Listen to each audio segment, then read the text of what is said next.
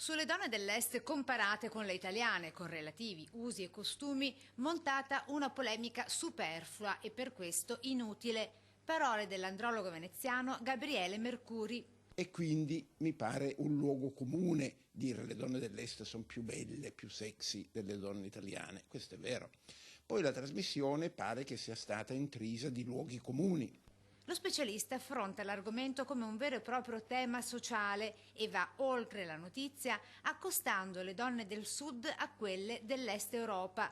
Chissà ora non se ne abbiano a male quelle del nord Italia. Bisogna capire che nel contesto in cui loro erano, le loro mamme, come le mamme meridionali alle ragazze di oggi, forse hanno insegnato un po' di più che nel settentrione alle figlie qui da noi.